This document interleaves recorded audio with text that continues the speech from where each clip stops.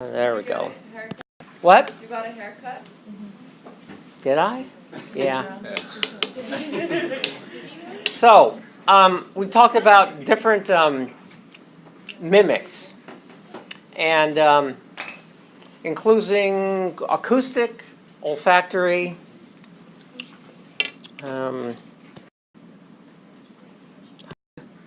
but I want to show you. I thought it was on. Oh well. So, you guys followed the ORCID thing. So there's all sorts of deception going on, as you well know. Let's see. This is an anglerfish. I think I told you about that. This is the little prey. And here comes a fish, and he's deciding to maybe go after that little prey item, and of course, oh, yeah, that's not good. Okay. We did this.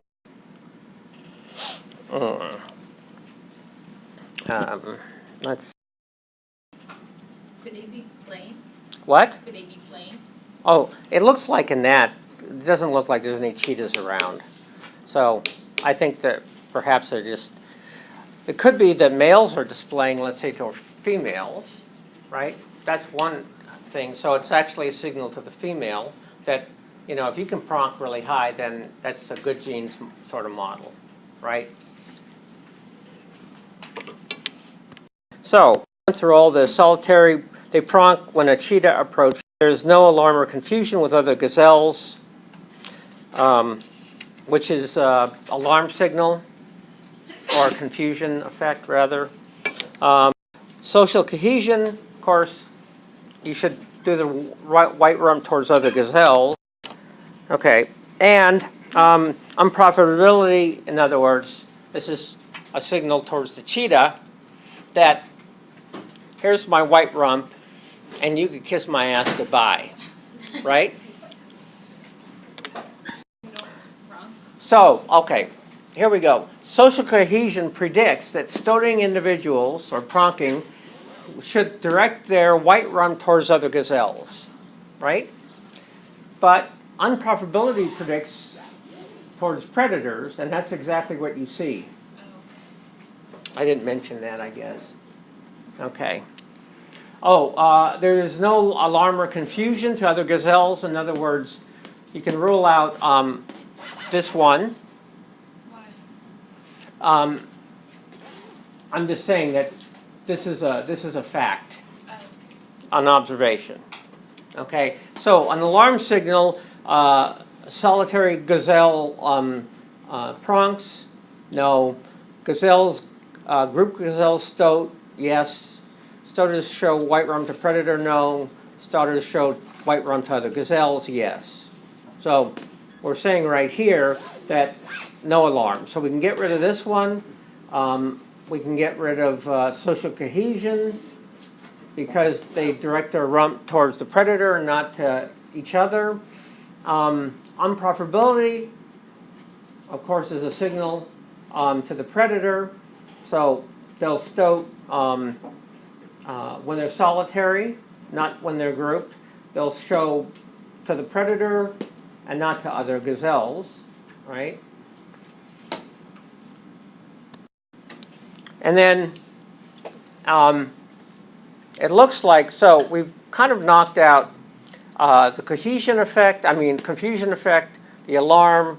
Now it's down to the social cohesion, but the thing is, the thing that goes towards the predator is that the white rump is towards the predator and not some, like the group mates.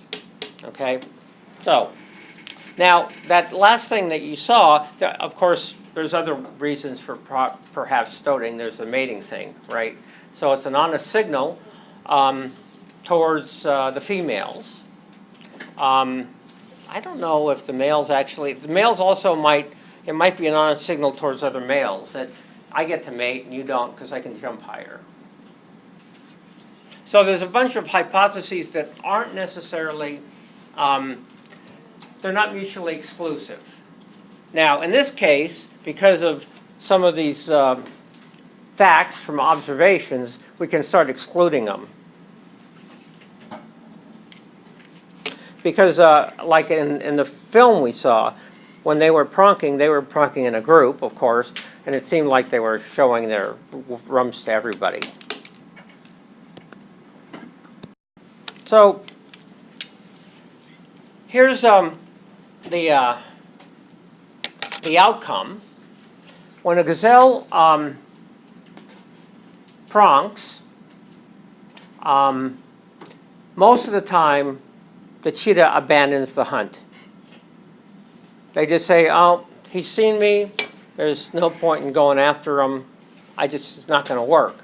And if they do go after him, usually the chase failed.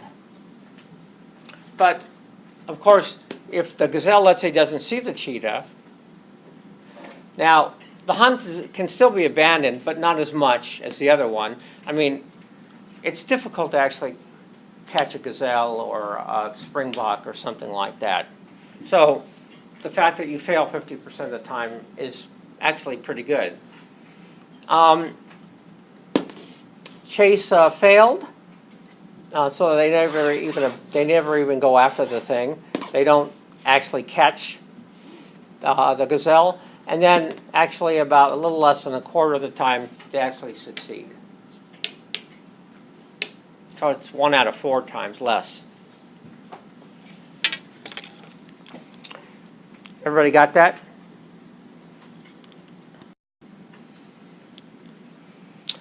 Anybody remember what's an honest signal? True. What? It's true. But Okay. you can't tell, you can't fake. So you can't, what? Fake. Fake it. Yeah. Okay. Give me an example. Human or animal? Okay. If for males, you can't really fake being like 6'5". You know. Yeah, I know, I've tried. I can't do it. Yeah. Yeah. You used to be though, right? Yeah, exactly. Yeah, I did. But, you know, it's a kind of like I mean, you can get those sticks. You've seen the people in the Yeah. walk around. Yeah, I know, that's true. I think maybe I'll do that on the next field trip. So, okay, so we got an honest signal. In other words, a cheater strategy where you can do the signal and not pay the cost of the signal, because the signal has to be costly. So, and the signal can be costly because it's towards a predator, or you're more conspicuous. It can be costly to produce, let's say, physiologically. Of course, there's things where it's just an index, like height or whatever. So if we look at, let's see. So if snakes do tend to avoid lizards that perform a series of push-ups, why don't weaker lizards cheat by boosting the number of push-ups they perform? Well, they can't. I mean, you remember when you were in like elementary school, you go, let's say go to gym or something like that. Maybe they don't do that anymore. But they'd have you do a series of push-ups or pull-ups, let's say. And there was always some kid who could do, 100 push. It didn't really matter. They could just push up, push up, push up. They could do one-arm push-ups. And then there were others that would kind of do one and flop, right? So, in this case, yeah, it's this simple physical thing. So, in this case, in terms of these lizards, push-ups are actually an honest signal of endurance capacity. So, here you go. In seconds, right? In 80 seconds, you can do this many. So there's a linear relationship of how long you can do it. Not necessarily that you do them faster. You can also look at that as well. But if a snake comes along and, let's say we were out in the desert again, if you remember, and there was one snake. It was a desert night snake. Remember? It was under a rock. We pulled it out. It's actually, instead of being a sit-and-wait predator, like the sidewinder, which is kind of camouflaged, but also just sits there waiting for an animal to come by, they actually go after, let's say, lizards. So,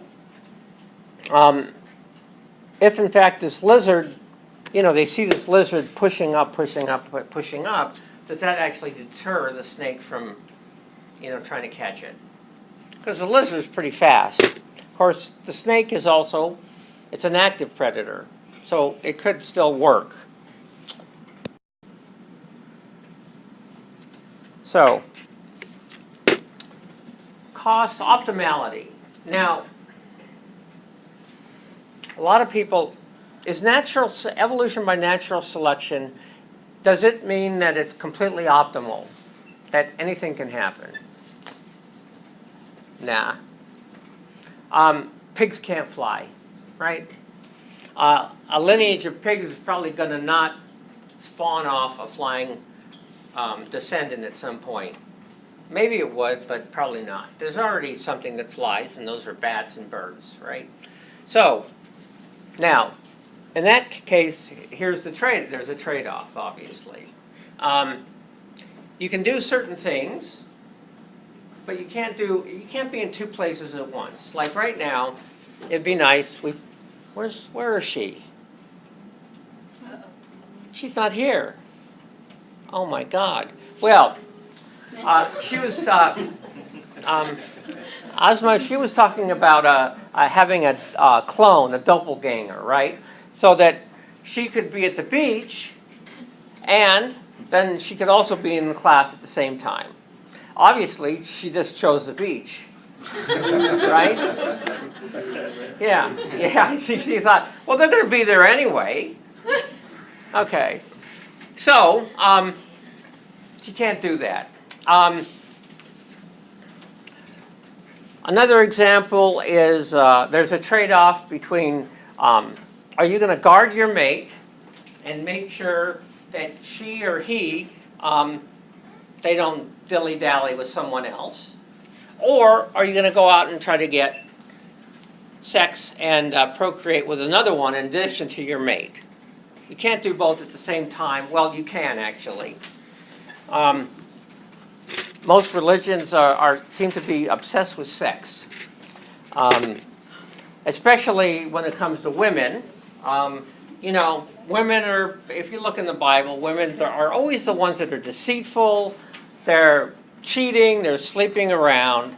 The men wrote it, I think they're just projecting themselves onto women, because they know they're just a bunch of skanky fucks, right? Okay, so they're chasing tail all the time. The trouble is they've got the women. So how do you keep women in one place? Well, you have all these laws, right? Adultery. If you're if you're caught as an adulterer, now if you're a man, well, that's boys will be boys. But if you're a woman, you're going to be stoned to death. That's in the Bible. Of course, the man can also be stoned to death, especially since, well, by the family of the man who was a cuckold. Everybody know what a cuckold is? Horned, right? In other words, you've been horned. You're even lower than an adulterer. What you are is you can't even keep your woman, away from other men. It means that you're just a lousy male. Okay? In Italian, it's cornuto. It's the worst. So, trade-offs. We got the trade-offs, right? You can do it on size. Let's say taller is better. Taller and bigger can beat smaller and less heavy for the most part, unless he's a super dude, right? Like a Napoleon. But in general, that's how it works. But let's say in certain situations, you could have a situation where being smaller is better. You could have some aliens from outer space. They come and, who's the most conspicuous in that situation? Taller people. Taller people. And they're heavier, so they're probably even juicier. Right? Okay. Now, it turns out also, what can small individuals do that tall individuals can't? Hide in small places. Yeah, exactly. So, not only do they not get picked off, but they hide, and so they're the ones that are left over. Okay? Hopefully there's some females that are left over too. So I would actually say, probably in that situation, there would be selection that would actually favor females, because females are traditionally shorter than males, and it would also favor small males over large males, because those are the only ones left over. All the big dudes are eaten. God, I wish I lived in a world like that. So, okay.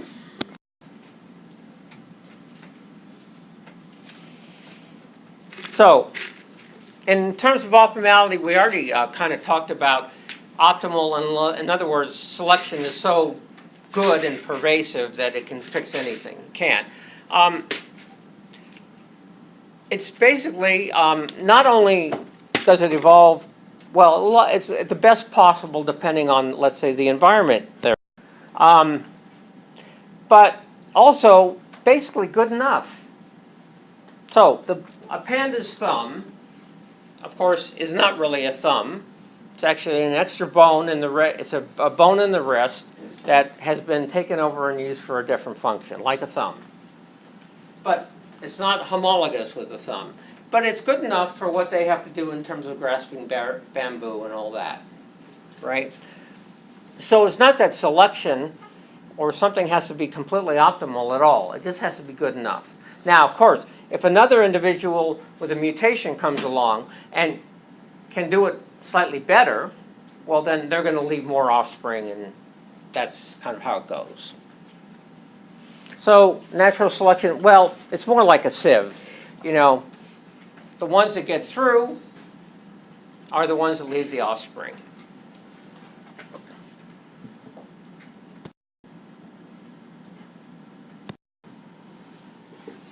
Okay. Right. So, if it's evolution by natural selection, it favors the behavioral alternative. So there might be a number of behavioral things that work, but some work better than others, and that translates into the benefits. In that case, in that environment, compared to the cost, you leave more offspring, and that gets passed on at a higher frequency.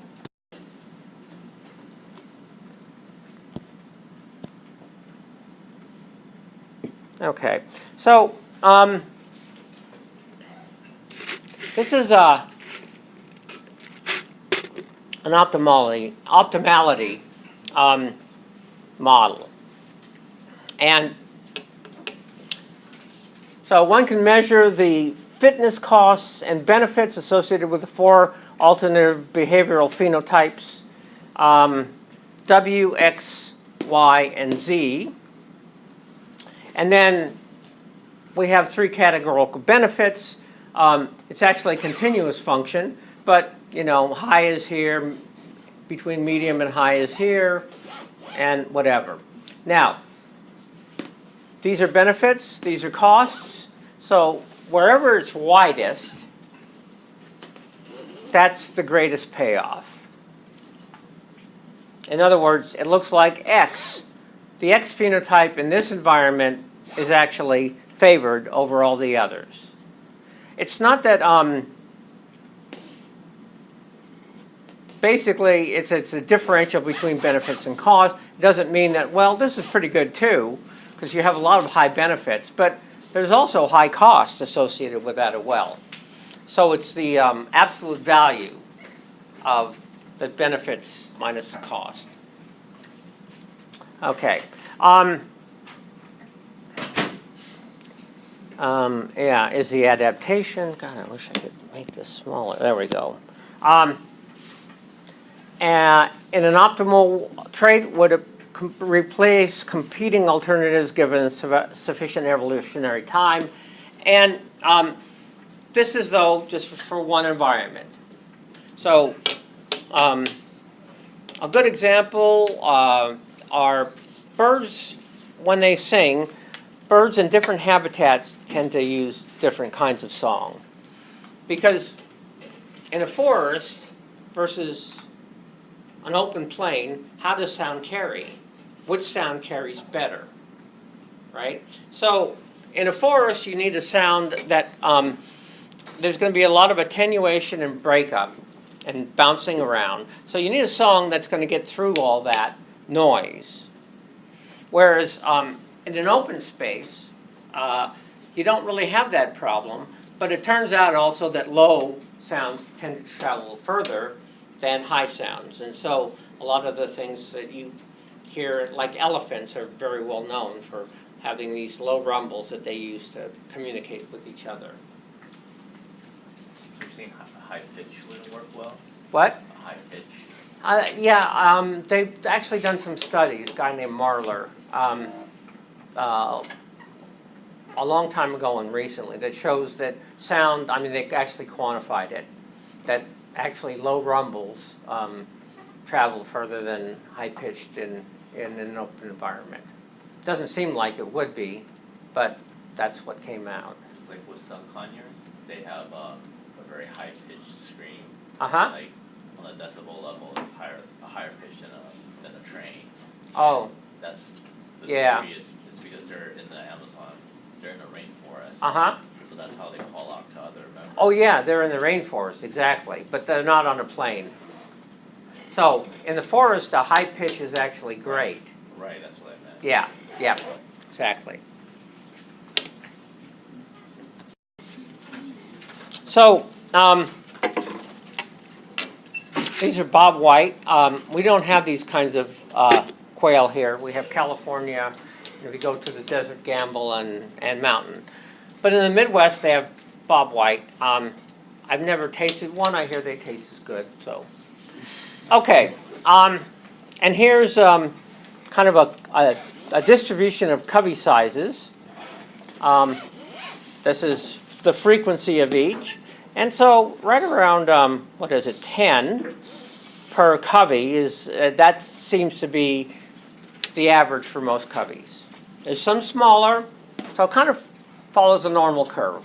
Now, the thing is, we're thinking about costs and benefits. So, what's the cost of being large, a large covey? More energy needed. Why would a covey have more energy per individual? Larger yard, the more calories you need. What? Larger yard, the more calories you need. Oh, mortality. Okay, certainly. Calories you need. What? The more. Oh, calories. Yeah, the bigger you are, the more calories you need. Yeah, but it doesn't mean that a lot of covey size is correlated with foraging efficiency. No. Okay. Yeah, no, it's it's a hypothesis. That's good. Yeah. Anything else? How about being conspicuous? A large covey is probably more conspicuous than a single individual. And because it's more conspicuous, also, there's certainly a lot more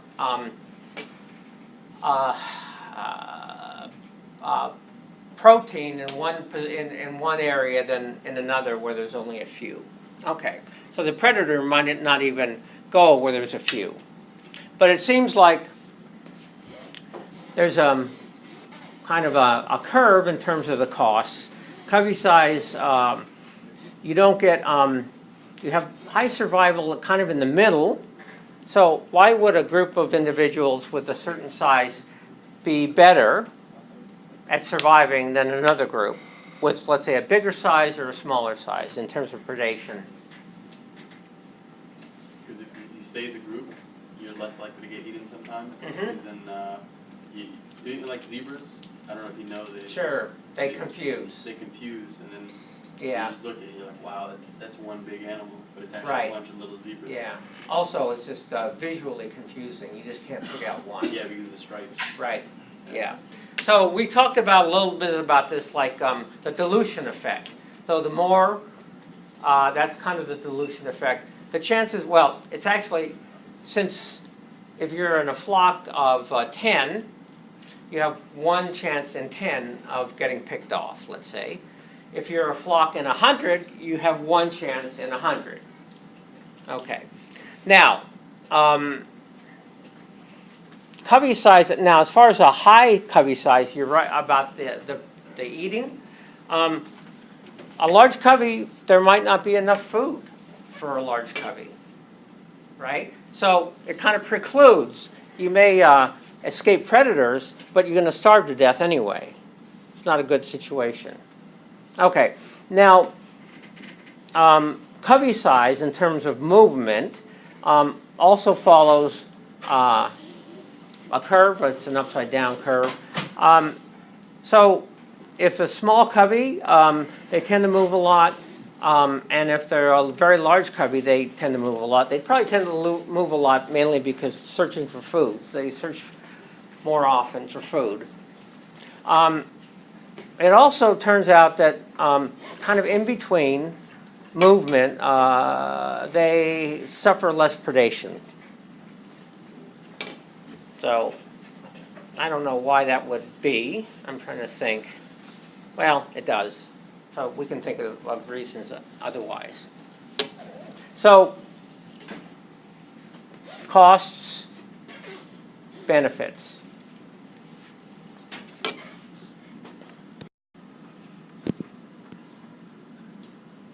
Okay, so red shanks are kind of shorebird. It's like the Humboldt Bay. They don't have red shanks up there, but they're a shorebird. They flock together. They flock with a lot of other species of shorebirds usually. They make those large flocks if they're being attacked, let's say, by a sparrowhawk or something like that. A large flock protects them. The dilution effect, it confuses the predator, all that kind of stuff. Might be the selfish herd. You put yourself between a predator and you put another individual between you and a predator. Let's say they're more likely to get that other individual. Okay. So this is the risk factor of predation. So with a small flock, the individual risk of predation is actually less. Now you would think if it's a small flock, 1 out of 10, let's say, you have 1 out of 10 chance, whereas with a large flock, you're 1 out of 100, right? But let's see. Oh, no, that's right. Yeah, so predation risk goes up. Well, you would think it would be the other way around, but not necessarily, because a predator can kind of choose one individual, not get confused and follow it and split it off from the rest of the flock. Peregrine falcon, all kind of falcons do this sort of hunting. So it's a combination of what? The dilution effect and reduced attack success of hawks attempting to capture individuals in larger flocks. Because they get confused, there's just too much going on there. So here's the red shanks again, large flock of them. They also get a selfish herd. So the targeted bird is usually the one that's near.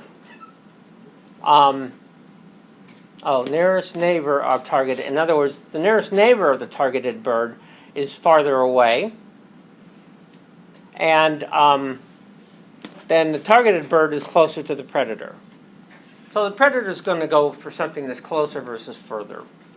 Now, I don't know necessarily whether they're doing this consciously or even it's probably just a natural kind of outcome of the system. But I don't really know how they got the data. Well, I know what they got the data for, but what the individual birds are actually doing, I don't know quite what the mechanism is.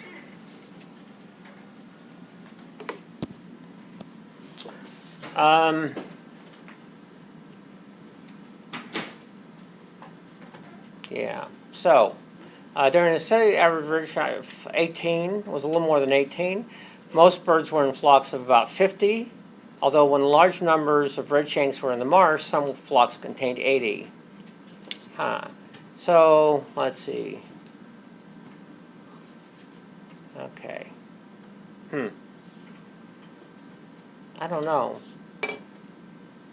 I mean, the average flock size was 18, so it was a distribution, but there were also large flocks. Perhaps more eyes? I don't know. So, here's a northwestern crow. They eat whelks, which are a mollusk. They do with whelks what other crows do with dropping walnuts, right? Okay, so calories in versus out. That's the basic trade-off there. Small whelks, obviously, you spend more energy breaking them, and you also end up, well, it's actually pretty much about the same as far as the number of drops. Oh, yeah. So from a very short height, you don't get much success, and all of them kind of show this. So as the height increases, the actual outcome or payoff is higher. Of course, there is the part about kleptoparasitism, which is another cost onto it, so that you'd actually kind of have to balance those two things, because if you do it from too high, others are going to come in and steal your food. So, additionally, of course, whelks, size matters in terms of food value, so bigger whelk has more calories per se. Okay, and then large whelks require fewer drops at lower height, and so you're burning up less calories as a result of that.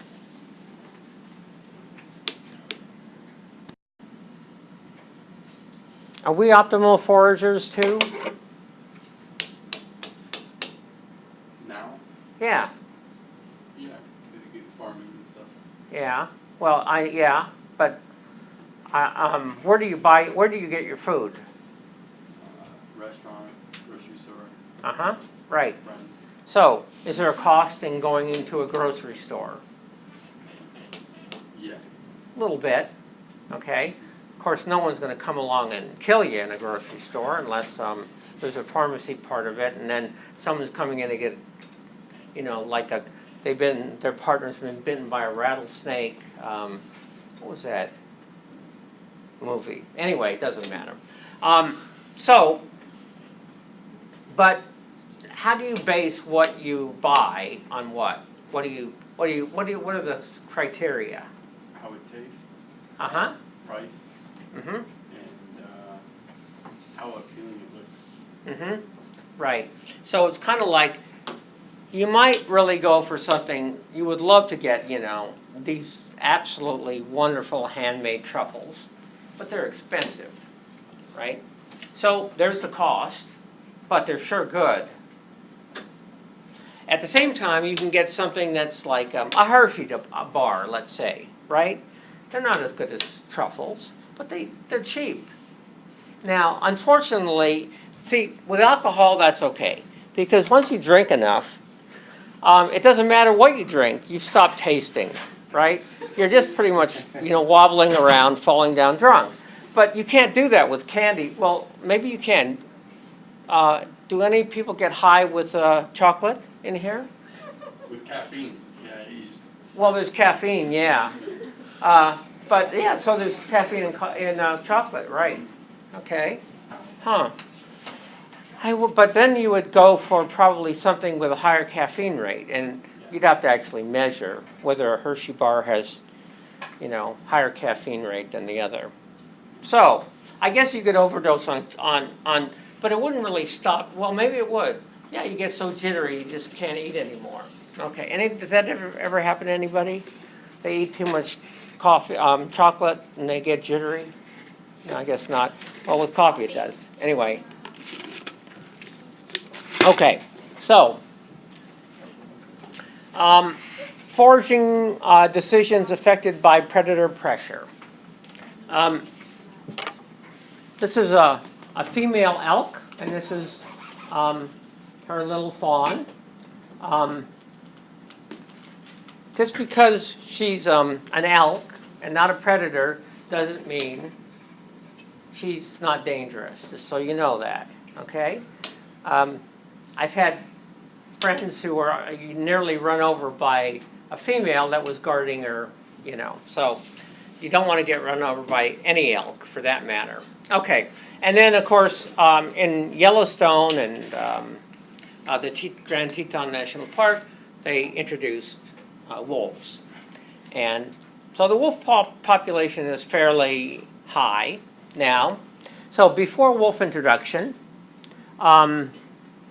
they ended up, let's see, okay, so both being born and surviving, many more survived when there were no wolves around, right?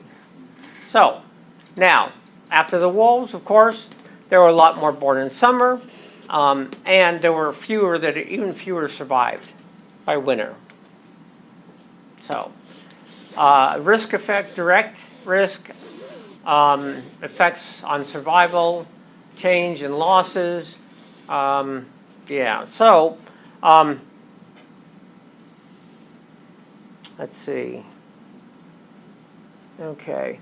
After wolves were reintroduced, okay, oh yeah, habitat use. They spent more time in woodlands instead of out in the open. Makes sense, because wolves are highly visual. They're also good at smelling, but still, they'd have better chances out in the fields. Okay. So, this change reduced the production of calves, right. So, they could actually produce more calves out in grasslands, where they're mostly feeding, than if they were inside a woodland. So, it's not as productive in terms of producing calves. So, that's the kind of trade-off that's actually going on. So, they both have decreased survival, probably because the calves, let's say, aren't in as good a shape. Of course, they survived pretty good there. If they were out in the open, though, it would have been, they probably would have suffered a high degree of mortality. Anybody know what game theory is? Prisoner's Dilemma. What? Prisoner's Dilemma. For the Prisoner's Dilemma. Anybody ever played Prisoner's Dilemma or know what it is? Never been to jail. What? Never been to jail. Okay, right. See, Chester.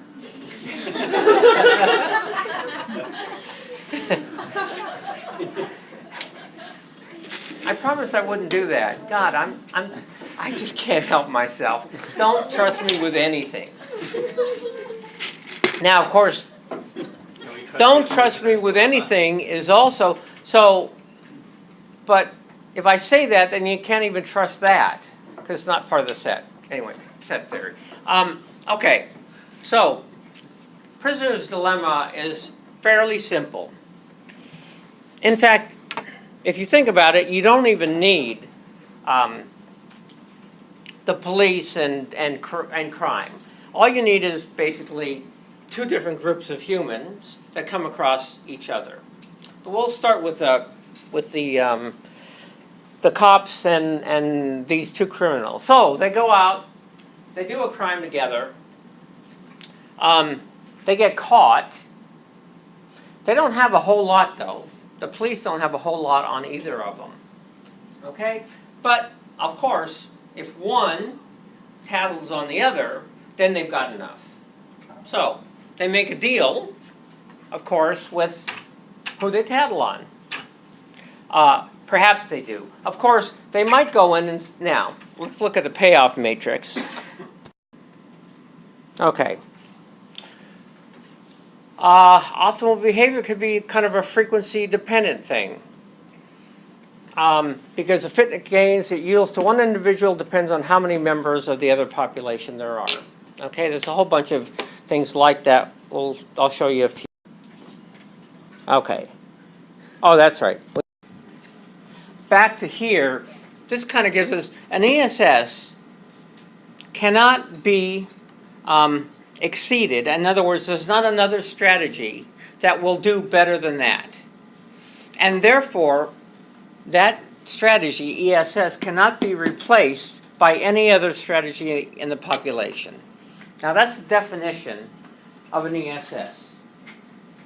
So, if we looked at the prisoner's dilemma again, you would find that the only safe strategy is to testify against the other one. That's the only one.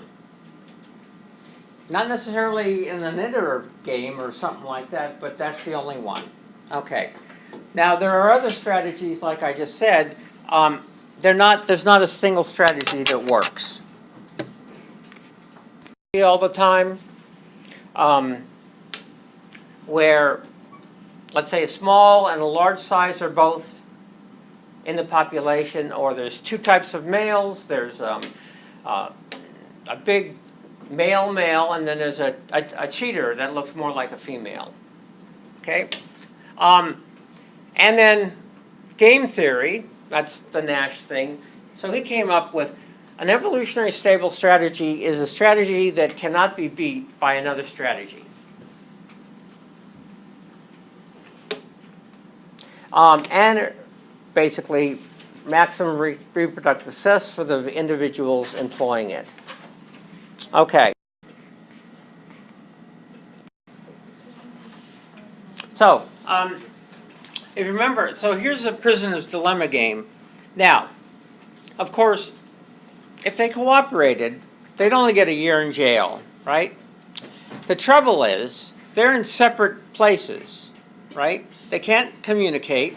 Now, they've sworn, when they got caught, they've sworn secrecy. They were not going to testify against each other, right? In fact, they're brothers. Life of crime in a runs in a family, that sort of stuff. And if they cooperate, they only get a year. Now, the thing is, that's not a bad deal, of course. If they both defect, in other words, both testify against each other, they get 3 years in jail, right? If, on the other hand, one defects and the other, this one defects and this one doesn't, this guy gets no years in jail, this guy gets 5 years in jail, right? Well, it's because of this right here that it precludes taking this strategy.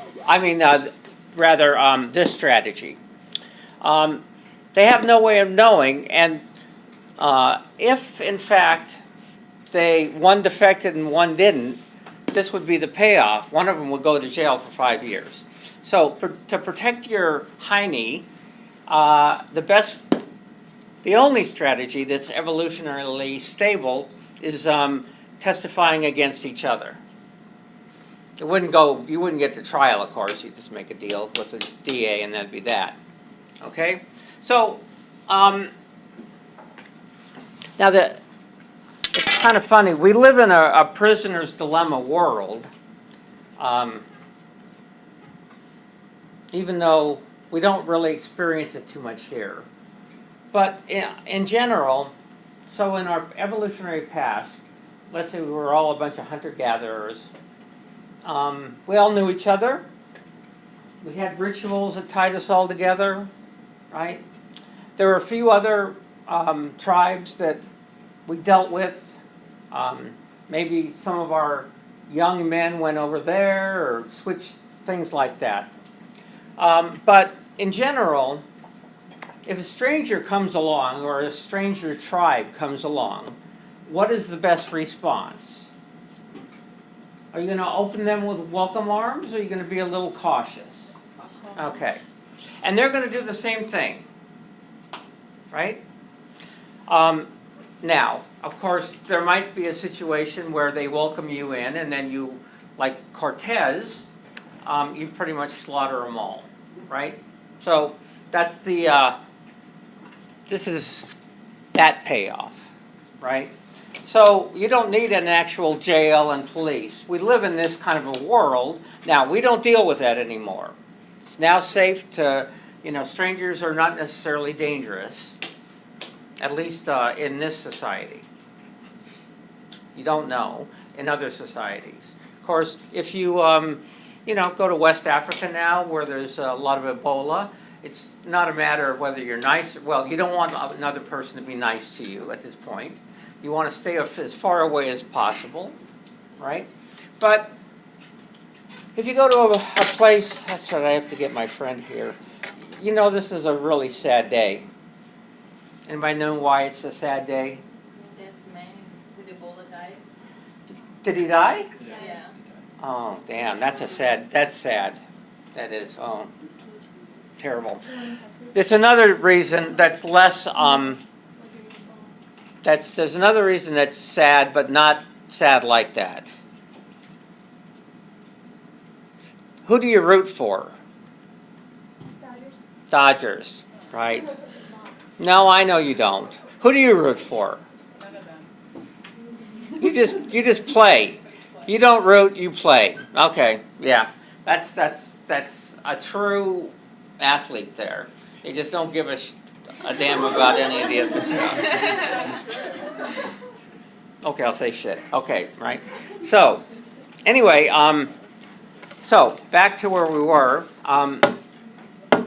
I told you earlier, I have a friend who was in South Africa, who went to South Africa.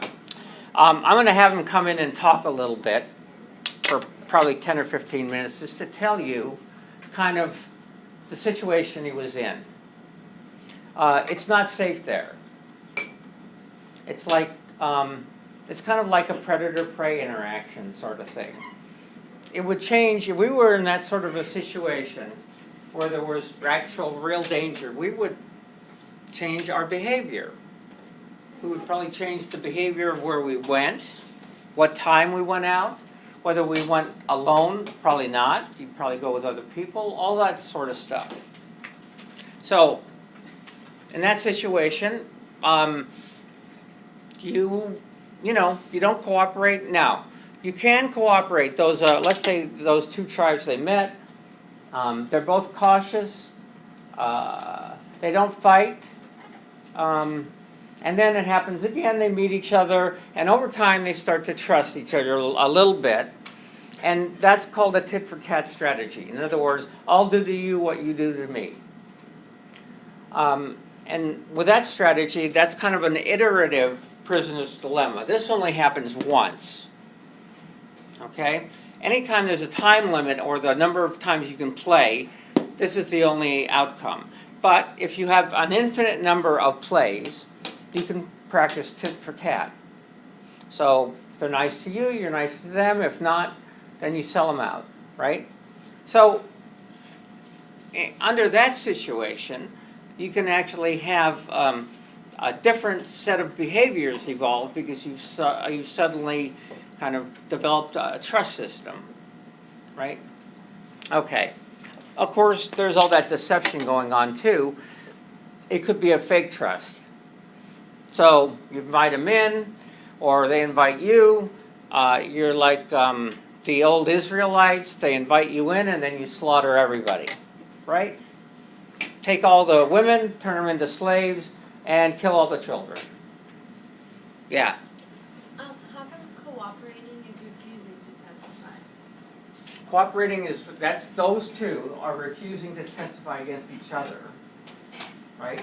So they're cooperating with each other, right? So they're cooperating not with the jailers, but with each other.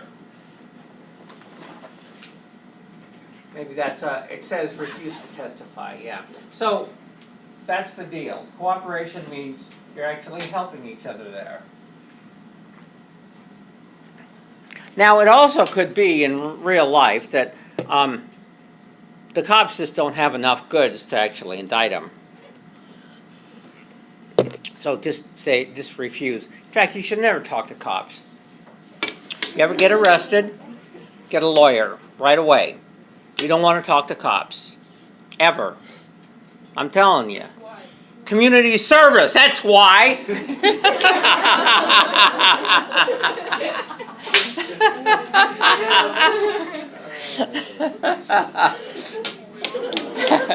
Not really. I crack myself up sometimes. So, anyway, yeah, get a lawyer.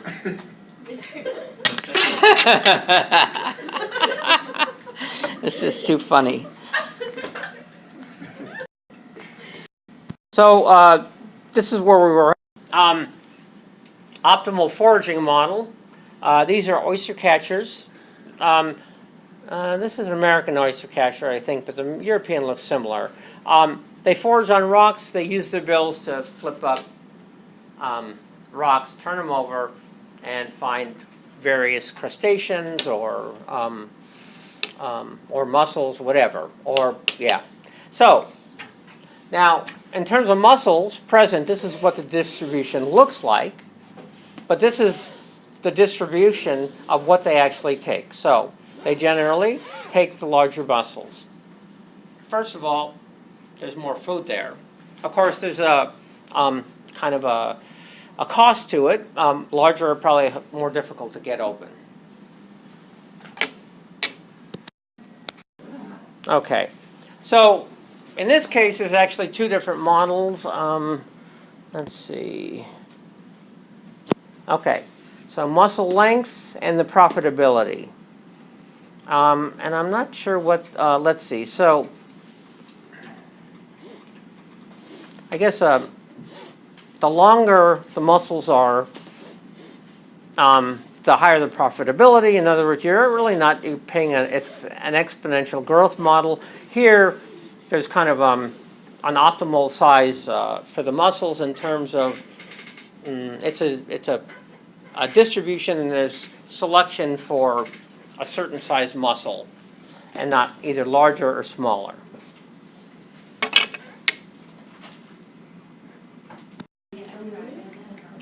Okay, so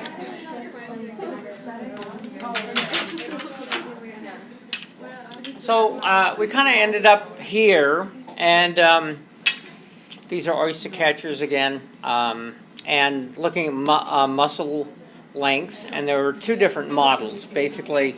So what we're going to do now is get to what's called, okay. Now, as I said, an evolutionary stable strategy. Let's see, Nash equilibriums and all that. There's all kinds of different games. There are some games that are just like with Prisoner's Dilemma, where there's only one strategy that works. Okay? Any other strategy will get destroyed.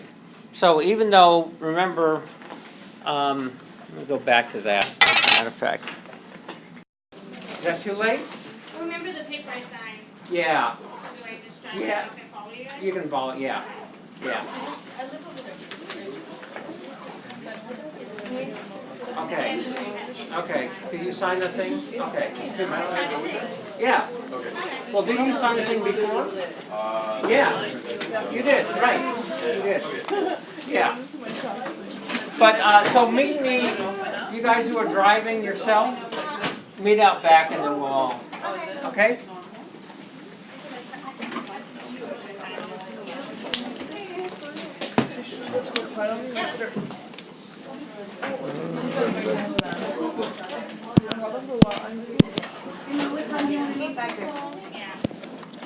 What is it? What? Oh, why don't we just, we'll all go caravan together. Yeah, I know. Oh, out back? Yeah. Right now? Right now? As soon as possible. Alright, I'm just gonna use laser and drop this stuff off my lap. Okay, Um, come on. yeah, I graded it. Oh, you did? Whoever sent me an email, I graded it. Okay, great, thanks. What's the inside? Do I Oh, need to go pick up keys or something? oh, there we go. Yeah, we do. We do? Yeah, they're in the box. Oh, they're in the box? Yeah, Alright, I'm just gonna use laser and drop this off. right. Absolutely.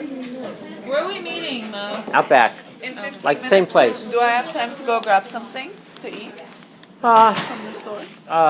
we've got about perhaps 10 minutes, Yeah, okay. but I don't want to wait for you, okay? So make it fast. I'm so happy you talked about me. Yeah, I did. It's very touching. Yeah, no, it was a great example. Oh, good. I like to set examples. Yeah.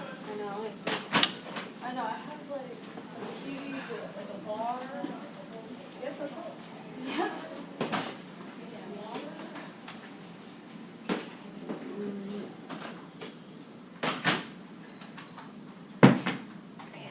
Fuck that.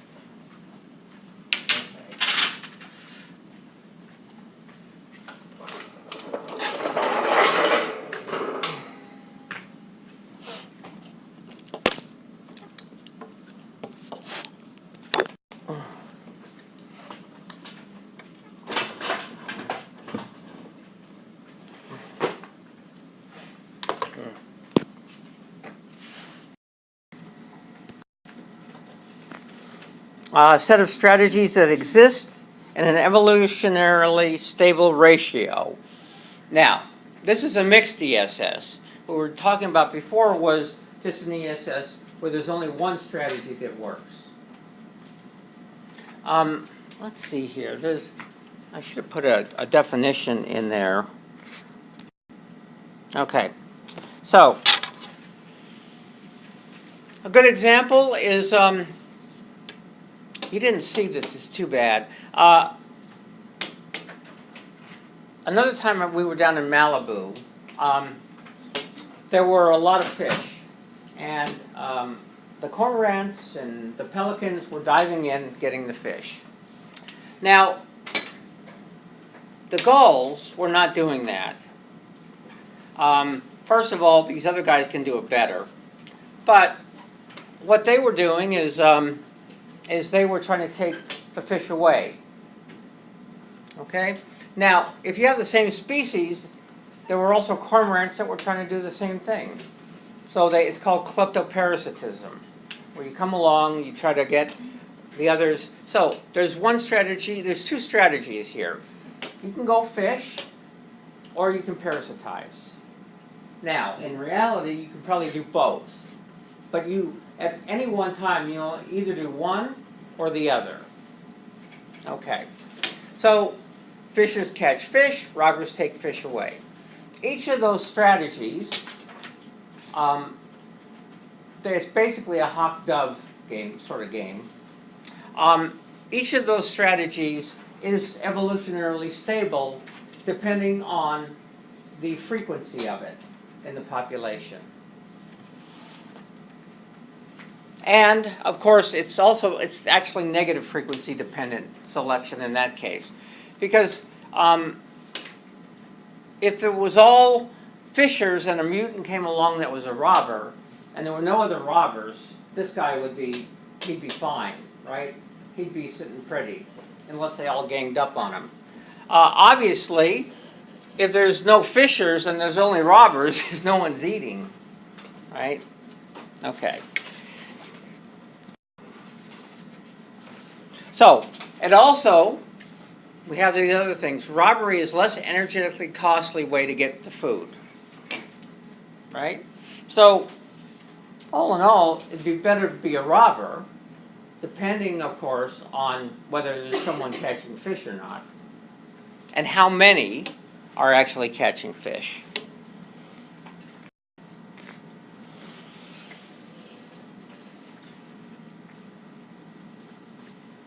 Okay. So, ESS is some stable ratio of fishers and robbers when each strategy brings a maximum payoff. So we have to give numbers for the benefit of each strategy, and the fact that robbery takes less energy, but it doesn't necessarily work because you obviously have to have enough fishers for it to actually pay off.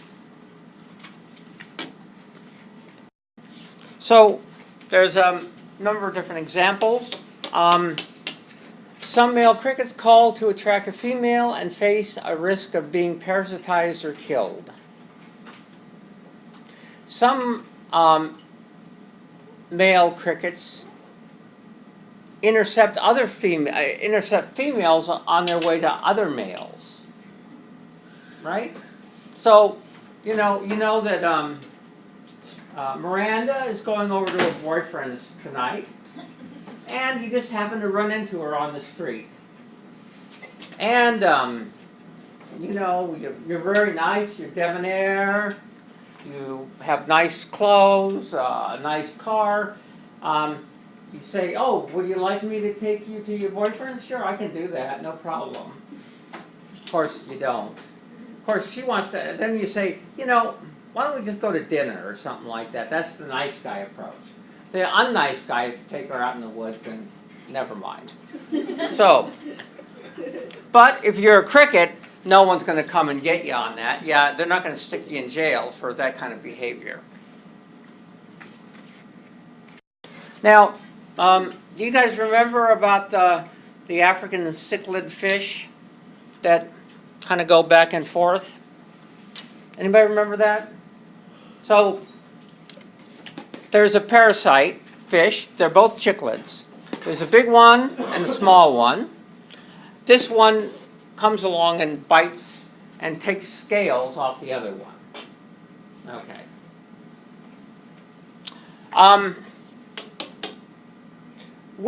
Now,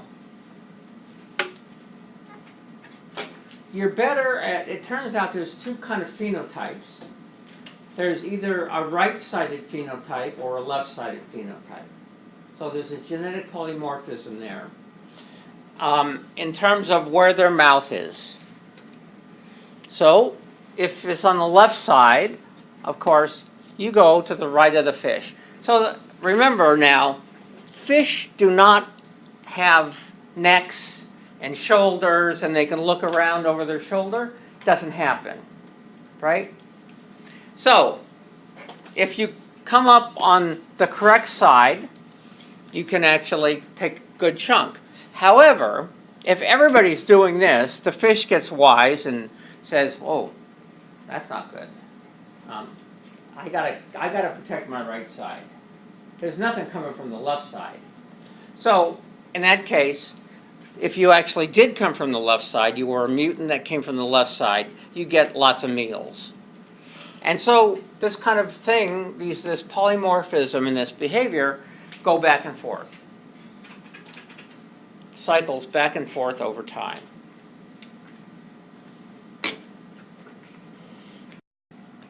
Anybody in here fish? No fishers? None? Oh, God. Hunt? Anybody hunt? No. Okay. This is a big-ass salmon. This is one happy dude who caught it, even though it's actually I wouldn't eat this fish. It's not a fresh fish. It probably came up the river, let's say a month ago. And it's pretty much, salmon, they come back to their natal river and spawn and die. They put no energy or resources into maintaining living conditions. So all they do is everything goes to reproduction. Okay, now, and the big ones that you associate with salmon, they're a 4-year fish. That means they're born in this stream. They spend the first, I think, 18 months, a year or 18 months, 18 months in that stream. And then they go out to sea. Do you think going out to sea is dangerous or not? Could be. And the longer you stay out there, right? It's dangerous. Because there's things going to eat you. Orcas are going to eat you. Sea lions are going to eat you. All sorts of different things. Okay. Now, it turns out there's another strategy. They're called jacks. They're little guys, and you would say, well, little guys don't do as well as big guys. And surely, if this fish and that fish fought each other over a female, this guy would lose. But this guy never fights this guy. And that's because this is a hider phenotype.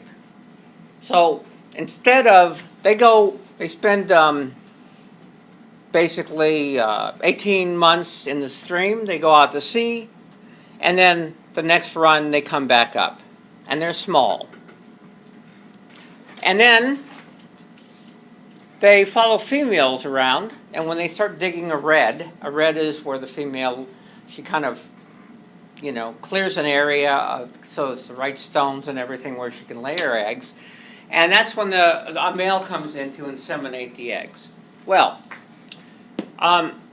normally what's going to happen is there's going to be a lot of big males around, let's say, and one's going to come in and, let's say, scare the other off and get to inseminate. But sometimes they have to fight each other for access to the female. Now, if there's a rock nearby that this guy can hide behind, and he comes and there's a female there, and two big males start fighting, they're fighting, not defending, right? So he can sneak in and actually inseminate the eggs. So in this case, bigger is only better when it's actually rare. If it's common, everybody's doing it, then it's actually good to be smaller, a mutant smaller. But there can't be too many of the smaller phenotype, right? And the same thing goes for the small ones. There's only so many places they can actually hide, let's say near a female. And so if there's a lot of them, they're all kind of looking for places to hide, right? So it fluctuates the same sort of way. You get this evolutionary stable strategy of when the big fish, there's big fish coming in, and they're common, they're in a less favorable position because they're going to have to fight a lot. And these guys are going to get the insemination. And, of course, the other way around, there aren't a bunch of big ones and all the little jacks. Well, that just doesn't work. Okay? So it's another one of those evolutionarily stable strategies. Now, this is within the same species. And this is, of course, negative frequency dependent. So rare is favored, common is disfavored. Okay. So, now, there's something called the hawk-dove game. And that's where you have basically two different phenotypes. They're both the same species. One always is aggressive. A dove always gives up. Now, there's actually going to be some ratio, and these are the payoffs. A hawk gets 50 if he wins. The loser gets 0. Now, if two hawks go against each other, there's a chance of injury, and so that's minus 100. And if you display, you both display, which is like saying, kind of like, you're going to try to chase the other away, but you don't really want to fight, then it's minus 10. And so this is actually the payoff structure. Okay, so when a hawk meets a hawk, we assume that on half of the occasions it wins and on half it suffers an injury. Hawks always beat doves. Doves always immediately retreat against hawks. When doves meet doves, we assume that there is always display, that's what it is. Right. Display, and it wins on half of the occasions, just like hawks on hawks, except there's not the possibility of injury, right? So there's only minus 10. Now, we're going to actually play this game. Not right now. We'll do it, I think we'll play the hawk game after the test. But it's very simple. What you're trying to do is you're trying to find the ratio at which the frequency of hawk and dove is stable. Okay? Depending on what the costs are. So it's a program that I think Dr. Gray created. It's been around forever. It's on an Excel spreadsheet, and it's very easy to play, and that's what you'll do. Okay, and then you'll write a little report about which one works the best. Okay. Now that's it. Okay, that's it. That's the end for this.